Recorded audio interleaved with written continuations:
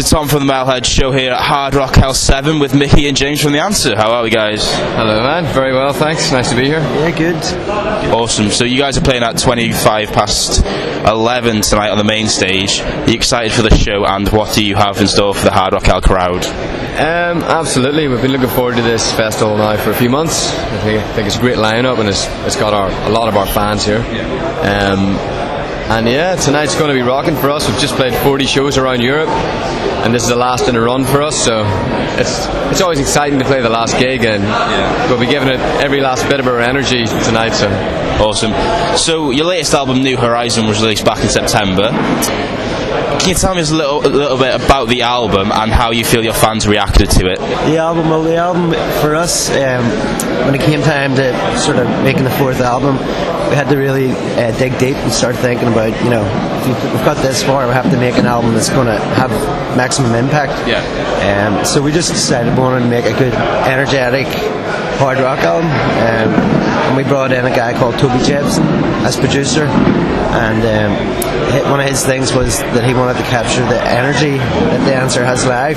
So we recorded the whole album live, three of us in the room together, like the way we would have done it on our first album. So I think that really comes across, and it's probably the first album since our debut album that has that energy that we've been trying to capture, So, and again, the new songs, when we play them live, we're probably going to play about 5 of them tonight off the new album. And as Mickey said, we've been doing 40 dates around Europe, and those songs are having such a great impact with the fans. So it'll be interesting to see how we get on tonight. So why did you choose to release Spectacular as the first single? I think it was the first clear-cut single. I think even when we first wrote this, it was the first song, pretty much the first song written for this campaign about a year ago now, just over a year ago, and it was obvious for us then this was benchmark for the album. So for us, a lot was inspired out of writing that song, so it was obvious that that's going to be the first single of the album, and it's uplifting track that some radio stations liked right away. So a no-brainer if you want. It was a no-brainer if you want. Awesome. So final question, guys. How would you describe the current state of rock music in 2013?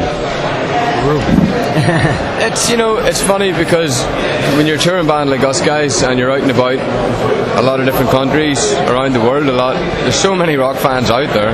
It's just about getting to them, and for us it really is about getting on the road and playing, and that's how we attract fan base, and that's where people buy our records generally. I know the media machine is not geared up for rock and roll bands these days, but I think there's definitely currently there's a revival with of course Airborne and your Rival Sons and your Blackstone Cherries, of bands our age that are doing well, So, and we've noticed quite a lot of guys 5 to 10 years younger than us starting out supporting us that are like shit hot bands, So there's definitely talent growing all the time. It's only a matter of time maybe before one of them becomes something special. Anything to add? As Mickey says, because we're out there on the ground, we've done 40 gigs, we've seen a lot of fans on this tour, so obviously the people are still love rock music. It's not going to go away. Simon Cowell can't kill rock music. You can try and kill music, but you can't kill rock music. Awesome. Well, thanks so much for speaking to us, guys. Hope you have a great gig tonight, and take it easy. Great. See you later on.